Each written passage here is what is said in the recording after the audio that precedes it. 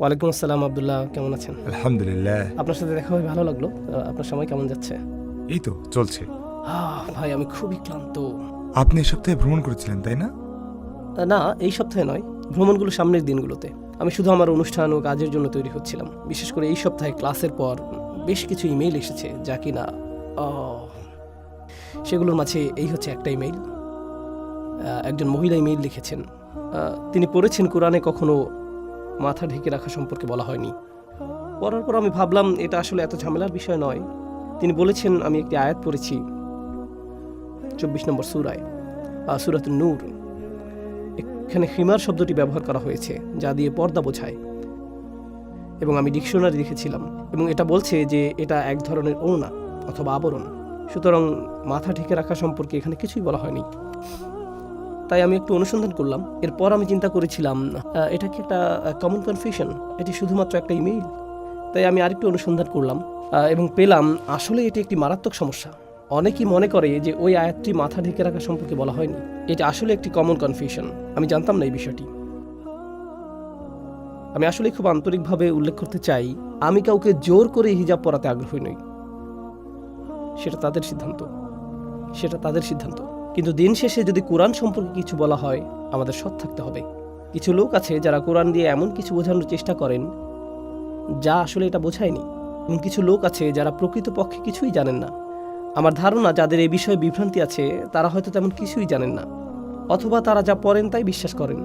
আমি এভাবে চিন্তা করতে পছন্দ করি না যে তারা খারাপ কোনো কিছু বোঝায়, অথবা কোনো উদ্দেশ্য আছে ভুল পথে চালিত করার, অথবা যাই হোক না কেন। সো আরবি ভাষার চমৎকার বিষয় হচ্ছে যে শুধুমাত্র মাথা ঢেকে রাখা বোঝাতে 9টি ভিন্ন ভিন্ন শব্দ আছে। তাদের মাঝে একটি হচ্ছে খিমার। আপনি শুনে থাকবেন মিখনা, মেগফার, এই সবই একই প্রকার শব্দ।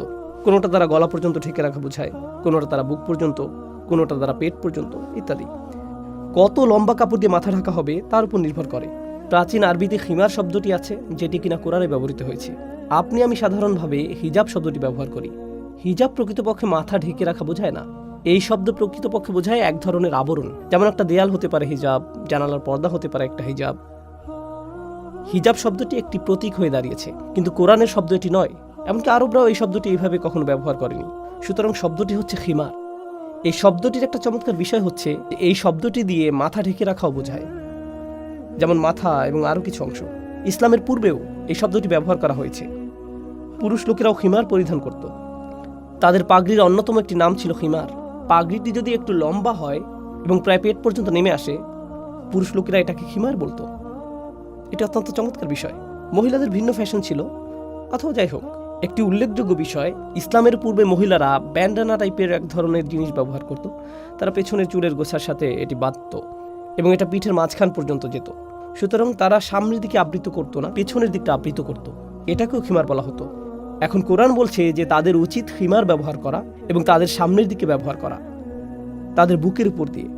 অন্য কথায় এখানে একমাত্র পার্থক্য হলো খিমার ব্যবহার করা, মাথা ঢেকে রাখার বিষয়টি এই শব্দের মধ্যে অন্তর্ভুক্ত, কিন্তু সামনের দিকটাকে ঢেকে রাখার জন্য ব্যবহার করা হয়, এবং এটাকে একটা নির্দিষ্ট পরিমাণ লম্বা হতে হবে। এটা এর শর্ত। কেউ হয়তো যুক্তি দেখাতে পারবে যে না না না, খিমার শব্দটা দিয়ে শুধুমাত্র ওড়না বোঝায়, এটা মাথা ঢেকে রাখা বোঝায় না। আপনি কি খামর শব্দের সাথে পরিচিত? এটা কি অ্যালকোহল? অ্যালকোহল, ঠিক। আপনি জানেন কেন এটাকে খামর বলা হয়? কারণ এটি আপনার মাথা তালগোল পাকায়। আপনার বুদ্ধি বিবেচনায় বাধা সৃষ্টি করে। এবং মদকে খামর বলা হয় কারণ এটা আপনার মনে তালগোল পাকায় এবং মাথা ব্লক তৈরি করে। এটা এমন যেন তোমার মাথা কোনো কিছু দিয়ে আচ্ছাদিত আছে। এটা শব্দার্থের একটা অংশ। আমরা এমনকি ইসলামিক অর্থ সম্পর্কে বলছি না, আমরা স্বয়ং আরবি ভাষা সম্পর্কে বলছি। তখনকার সময়ে তারা দেখছিল কিছু আশ্চর্য রঙের ঘোড়া, গলা থেকে সম্মুখভাগে সাদা এবং বাকি অংশ বাদামি রঙের। তারা বলতো এই ঘোড়াটি মুতাখাম্মির, এটাকে মনে হচ্ছে একটা খিমার পরিধান করে আছে। তাহলে আপনি কিভাবে এটাকে ব্যাখ্যা করবেন?